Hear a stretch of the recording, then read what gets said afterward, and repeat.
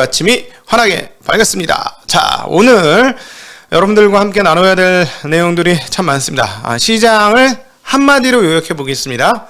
그건 니들 생각이고, 다시 한번 시장을 한마디로 요약하겠습니다. 그건 니들 생각이고, 자, 장단기 금리차 역전이 벌어지면서 금리 논란이 모든 것의 중심에 서 있습니다. 자, 이 부분을 어떻게 해석할 것이냐? 이 사람 얘기 들으면 이 사람 말이 맞는 것 같고, 저 사람 얘기 들으면 저 사람 말이 맞는 것 같죠. 틀려도 나의 기준을 가지고 있어야 투자자로서 성공할 수 있습니다. 자, 그러니까 오늘은 저의 기준에 대해서 설명을 드리고, 납득이 가면 우리 시청자분들과 투자자분들 나도 똑같아. 나도 각도기가 같은 생각이고 같은 기준이야. 이렇게 생각 받으시면 돼요. 제가 지난번에 김일구 상무님은 이런 얘기했는데 제가 전적으로 동감한다 이런 말씀드렸는데, 그거 듣고 나도 납득이 됐고 설득이 됐고 동의가 됐기 때문에 내 걸로 만드는 거예요. 그분 거지만. 저 지금 오늘 말씀드리는 것도 여러분 들어보시고 괜찮으면 여러분의 것으로 만드시면 됩니다. 이 금리 동향에 대한 자기중심을 갖는 것은 굉장히 중요하다라는 거 다시 한번 말씀드릴게요. 그래야 휘둘리지 않고 자기 얘기를 잘 갈 수 있다라는 점 다시 한번 확인드리고요. 자, 지난 주말 미국 시장 어떻게 됐는지, 그 다음 분기 실적까지 한번 살펴보면서 나가도록 하겠습니다. 분기 실적부터 먼저 말씀드리면요, 나스닥 지수가 1분기 동안에 9.1% 빠졌고, 스탠더드 앤 푸어스는 4.9% 하락, 다우존스 30은 4.6% 하락을 했습니다. 그럼에도 불구하고 3월 달에는 대체적으로 좀 회복하는 양상을 보여줘서 최근 한 달간은 떨어졌다가 저점에서부터 땡기는 그런 흐름들을 모두 확인할 수가 있었습니다. 지난 주말에 있었던 시장 전체적인 흐름을 finviz.com의 맵을 통해서 확인해 보도록 하겠습니다. 자, finviz.com의 맵을 확인해 보시면은요, 지난 주말에는 자, 어디가 빨개? 반도체가 작살났습니다. 왼쪽 위에 마이크로소프트, 오른쪽에 반도체가 엔비디아, 인텔, 퀄컴, 마이크로소프트 모두 떨어지면서 아주 안 좋았고요. 그 다음에 지역별 그 은행들, 왼쪽 밑에 지역별 은행들과 JP모건 하고 그 은행들이 조금 안 좋았고요. 그 다음에 오른쪽으로 가보시면은 저는 잘 모르는 회사인데 그 철도 회사들이 좀 많이 빠졌어요. 철도 회사들이 좀 빠졌고, 그 다음에 UPS 등의 운송회사들이 좀 빠졌습니다. 그런 회사들 빠졌고, 나머지는 대체적으로 좀 나쁘지 않았어요. 올랐는데 한국 분들은 워낙 반도체 주식을 좋아하기 때문에 한국에서 삼성전자에 서름당한 답답함을 미국 가서 풀어보자 하는 경우가 많았기 때문에 반도체 주식들이 빠지면 조금 휘청하죠. 그리고 빅테크 주식들은 크게 오르지 못했다. 이것도 특징적인 것 중에 하나가 되겠습니다. 자, 그리고 인사 말씀에서 전해드린 것처럼 4월달은 사람들이 기대를 하고 있습니다. 4월달은 대체적으로 S&P 지수의 성적이 가장 좋게 나왔던 달이다. 그래서 7할의 확률로 주가가 올랐더라. 이렇게 얘기를 하는데, 아마 1분기 실적 마치고 나서 실적이 나빴는데 다음 분기는 좋아지겠지. 이런 개념으로 좀 긍정적인 흐름들이 더 많지 않았을까요? 그런 생각을 해보고요. 자, 이제 그럼에도 불구하고 단순히 과거의 역사적 통계만을 가지고 시장을 볼 수는 없습니다. 왜 그러냐면 지금은 다른 때와 다르게 상황이 상당히 엄중한 상황이기 때문이죠. 왜요? 금리 때문에 그렇습니다. 잘 알고 계시다시피 금리의 역전 현상이 발생했기 때문에 금리로 인한 상황들이 어떻게 전개될지 잘 확인해야 합니다. 주간 금리 동향을 살펴보면요, 10년물 국채 금리는 2.3851% 로 마감이 됐습니다. 그래서 전주 대비 9.37bp, 거의 10bp 가까이 올랐고요. 2년물은요, 10년물이 2.385인데 2년물은 2.46으로 더 높습니다. 2.4645로 전주 대비 18.43bp, 그러니까 10년물보다 2배 정도 더 올랐어요. 그러면서 금리 역전을 시켰고요. 30년물은 어떨까요? 30년물도 2.4374%로 전주 대비 15bp, 얘는 올랐을까요? 떨어졌을까요? 떨어졌습니다. 네, 떨어졌어요. 떨어졌습니다. 2.5대에서 2.43으로 떨어졌고요. 5년물 금리는 2.5705%로 전주 대비 2.6bp 소폭 올랐습니다. 자, 여러분 보세요. 자, 2년물 2.46, 5년물 2.57, 10년물 2.38, 30년물 2.43. 뭐가 이게 뒤죽박죽 혼조세죠. 금리가. 보통은 돈을 오랫동안 빌려주면 금리를 어떻게 해야 돼요? 높게 받아야 돼요? 낮게 받아야 돼요?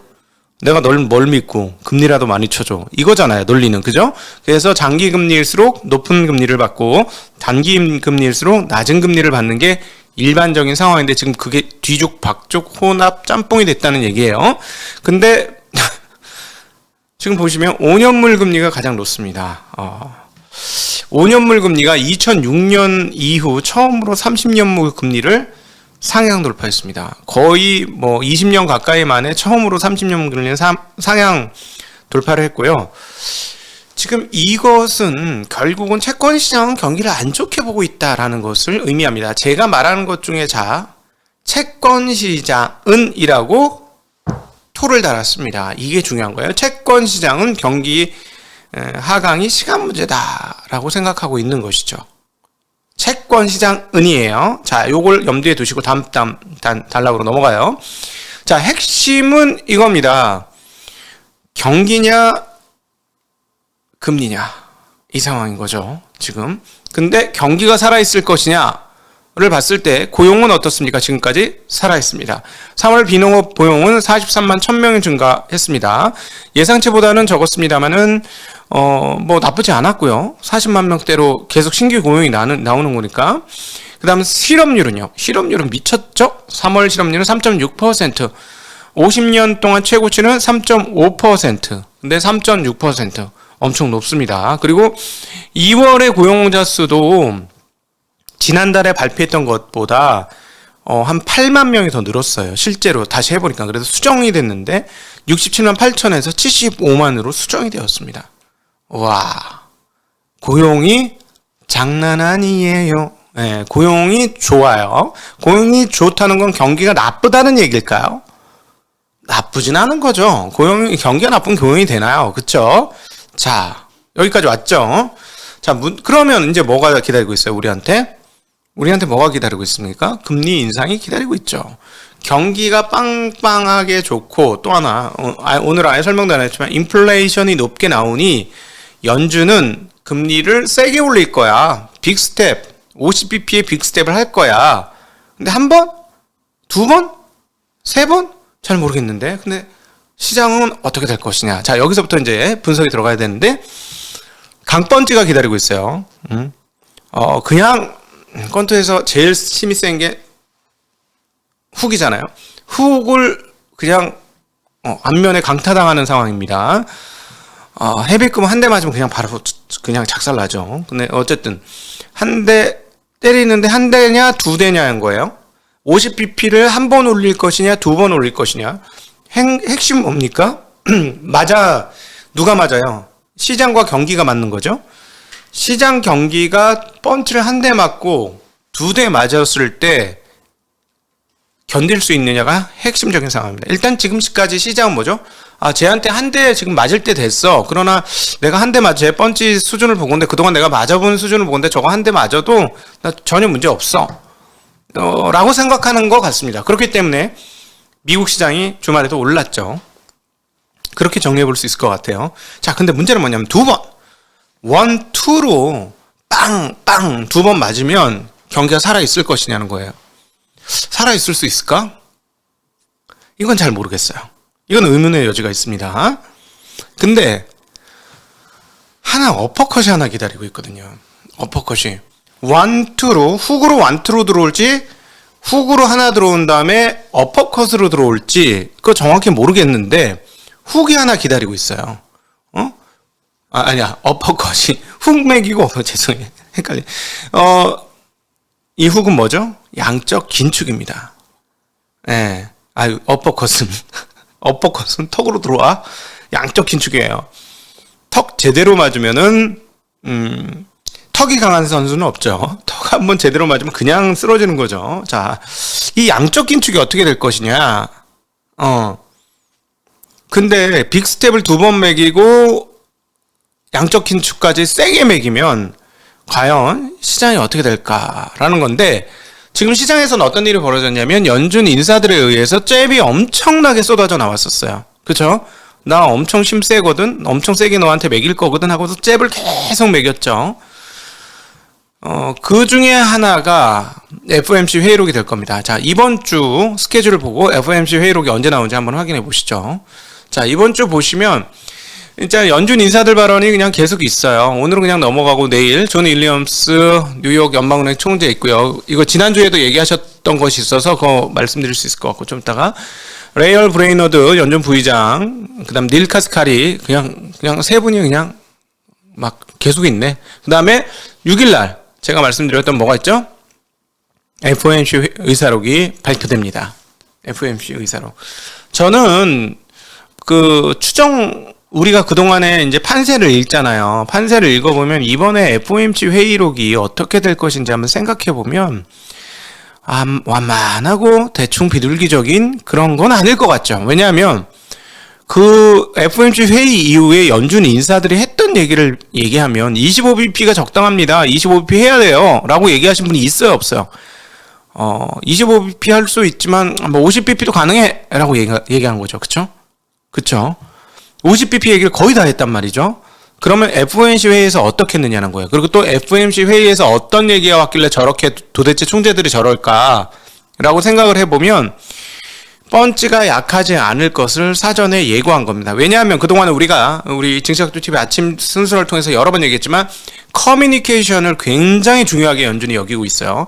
시장과 소통을 해서 사전에 우리가 어떤 행동을 할지를 알려줘야 된다는 생각이 연준에 지금 굉장히 강하기 때문에 이번 FOMC 회의록은 파괴력이 좀 있는 내용이 나올 겁니다. 근데 잽을 많이 맞아서 맷집이 생겼으면 아무리 강한 내용들이 펼쳐지더라도 시장이 충격을 덜 받을 것이고요.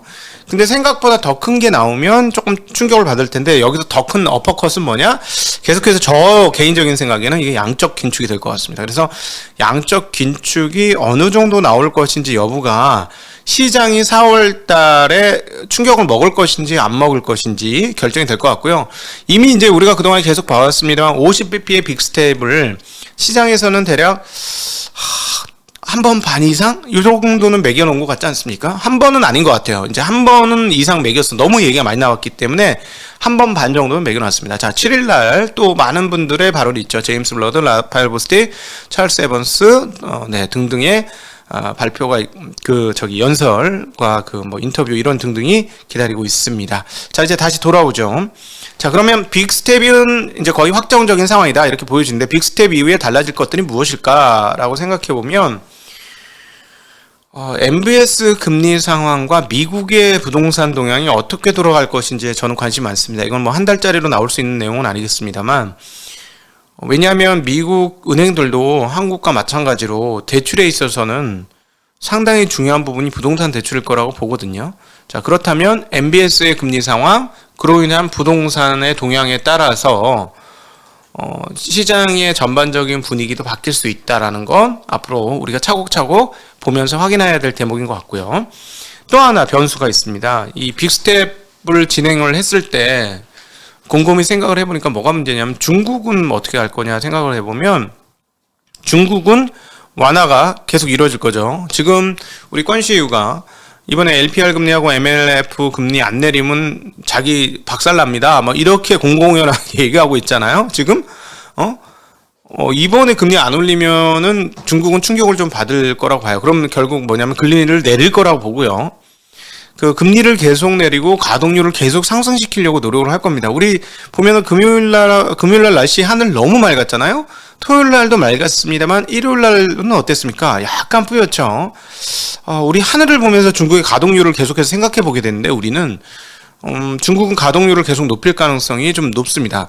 그러면 중국이 완화하고 가동률을 높이면 원자재 가격은 어떻게 될까를 생각해 보면 지난 주말에도 나타났습니다만 원자재 가격이 쉽게 안정되기에는 어려울 것 같다라고 생각이 되어집니다. 지난 주말 그 중국 쪽에서 체크되는 원자재 가격들이 다들 올랐어요. 그러면 지금 굉장히 웃기는데 미국은 빅스텝을 해서 50bp 올리는 것은 인플레이션을 낮추려고 할 건데 중국 쪽에서의 완화와 뭐 이렇게 돈을 풀고 이러는 것들은 여기도 세계의 공장인데 인플레이션을 어떻게 약화시키지 않을 거가 되겠죠. 지금 오늘 아침에 무슨 얘기로 나왔냐면 지난 주말에 재미난 뉴스인데 중국도 셰일 오일을 하겠다라는 거예요. 그리고 중국도 셰일 오일 박차를 가해서 열심히 하겠다고 얘기를 해요. 지금 미국이 전략 비축률을 1억 8천만 배럴을 하루에 100만 배럴씩 풀기로 했고 같이 하는 사람들도 모두 풀 거야 라고 얘기를 했습니다. 각국도. 그래서 지금 유가를 낮추려고 노력을 하고 이제 중국마저도 쉐일을 해서 유가를 낮추려고 하는 행보에 동참할 듯도 하지만 중국은 다른 의도도 있겠죠. 중국은 다른 의도도 있을 거예요. 왜냐하면 앞으로 계속 중요한 상황, 이건 나중에 중동 전문가분 한번 불러서 이거 어떻게 생각하고 계신지 한번 여쭤봐야 될 것 같은데, 중동의 지금 패가 이게 꽃놀이 패인지 무슨 패인지 모르겠는데 여기부터 박쥐 같은 일을 할 수가 있는 상황이에요. 미국 편이었는데 이제 중국 편으로 바뀔 수 있죠. 왜냐하면 미국은 더 이상 손님이 아니거든. 중국이 손님이거든. 가장 중요한 손님은 중국이거든. 그러니까 아니 미국하고는 거래 하나도 없고 중국하고만 거래하는데 왜 굳이 달러로 해야 돼?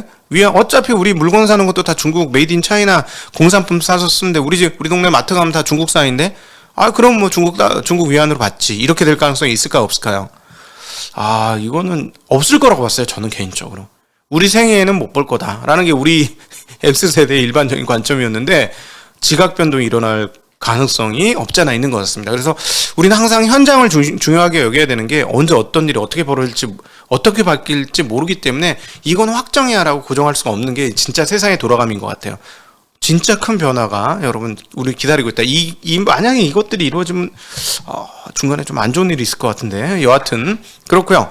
자, 지금 다시 한번 내용을 정리해드리면 미국은 빅스텝을 가지만 중국 같은 경우 완화적인 기조를 가기 때문에 일단 저거는 뭐 거의 명확할 것 같죠. 달러가 약세로 전환될 가능성 그렇게 크지는 않아 보인다. 지금까지 강세였긴 했지만 그렇다고 갑자기 약세로 갈 것 같진 않다라고 보여주고, 갑자기 뭐 모든 원자재 가격이 똥값이 되면 모르겠습니다만 그래서 어쨌든 현재 증시에서의 시장 생각과 주식시장의 생각과 채권시장의 생각이 다른데요. 주식시장은 경기가 세고 경기가 연준의 금리 인상을 견딜 것이야 라고 생각하고 있고, 그리고 연준의 말을 대체적으로 받아들이는 상황인 것 같습니다. 지금 주식시장은 이미 1, 2, 3월 달에 걸쳐서 한번 빠졌기 때문에 이미 충분히 다 반영했어 라는 입장이고, 반대로 채권시장은 지금의 연준의 금리 인상을 시장이 이겨낼 체력은 없어 라고 생각하기 시작했습니다. 그것이 뭘로 나타났다? 장단기 금리차 역전으로 나타났다라는 것이죠. 그래서 연준이 금리차에 대한 인위적 조작을 앞으로 하겠죠. QT를 통해서 양적 긴축을 통해서 장기 금리를 올리려고 하는 시도를 할 거예요. 어떻게? 가지고 있는 채권, 장기물을 팔아서 MBS나 장기물을 팔아서 현금을 흡수를 하면서 장기물이 시장에 넘쳐나니까 가치가 떨어지면서 금리가 오르겠죠. 가치가 떨어지는 거니까. 그렇게 인위적으로 조작을 할 것이다 라고 생각하지만, 그럼에도 불구하고 채권 시장의 지금 강력한 생각은 무엇이냐면, 연준 너희들 그래 봐야 너희들이 생각하는 중립금리 못 간디야. 못 가. 절대 못 가. 까불지 마라. 하는 것이 지금 채권 시장의 생각이라는 겁니다. 그래서 여기서 보이는 숫자가 딱 있죠? 어떤 숫자죠? 2.5%. 2.5%. 야, 오늘 제일 중요한 거 다 까먹지 마세요. 다 까먹어도 괜찮아? 다 까먹지 마세요. 다 까먹어도 괜찮아요? 2.5% 따라해보세요. 2.5% 이게 중립금리예요. 옛날엔 3.3%라고도 했지만 지금 좀 떨어져 있어서 2.5%를 중립금리로 생각을 하는데, 이 중립금리 2.5%를 절대로 벗어나기 어렵다라고 생각하는 게 채권시장의 생각입니다. 채권시장은 그렇게 생각을 하고 있는 것이죠. 자, 그러니 다시 한번 가볼까요? 금리가 어떻게 됐냐? 10년물이 2.35, 그 다음에 2년물은 2.46, 30년물은 2.43, 5년물은 2.57. 모두 다 2.5라는 뭔가 뚜껑 속에서 딱 걸려있어. 지금 다 금리들이. 채권 시장이 맞을지 봐야 합니다. 저는 채권 시장이 맞을지 모르겠어요. 근데 어쨌든 채권 시장은 지금 절대 너희들이 해봐야 중립금리인 2.5%를 넘기기 힘들 것이고, 그렇게 되면 경기 다 꾸그러진다. 내가 장담 먹었는데 경기 꾸그러진다. 봐라. 실업률 웃기고 있네. 다 죽는다. 니들 금리 더 올려봐. 안 될걸? 라고 생각하고 있는 것이죠. 네. 제가 보기에는 그렇습니다. 자, 이 상황이 어떻게 전개될지, 채권 시장이 맞을지, 지금 주식 시장이 긍정적으로 보고 있는데 주식 시장이 맞을지 가봐야 합니다. 가봐야 합니다. 자, 우크라이나 침공 사태 관련 뉴스입니다. 연합인포맥스가 전달하고 있고요. 우크라이나는 나토 가입을 포기하고 중립국이 되는 것에 대해선 러시아와 합의를 이루었지만 양측 협상단이 합의안을 놓고 막판 줄다리기를 이어가고 있는 상황이다라고 전달하고 있고요. 텔레그램을 통해서 러시아 협상단 측은 평화협상이 정상회담을 할 만큼 충분히 진전되지는 않았다라고 러시아 측에서 밝혔습니다. 네. 존 윌리엄스 뉴욕 연청제가 했던 얘기를 김성수 애널이 정리했는데 이거는 카페에만 올리도록 그렇게 하겠습니다. 시간이 없어서 이 정도로 정리하고요. 여러분들과 함께하는 질의응답 시간. 오늘 뭐 금리 관련해서 궁금한 것들이나 이런 것들이 있으면 같이 문의하시면 좋을 것 같네요. 오늘도 긴 시간 함께 해주셔서 감사합니다. 안녕.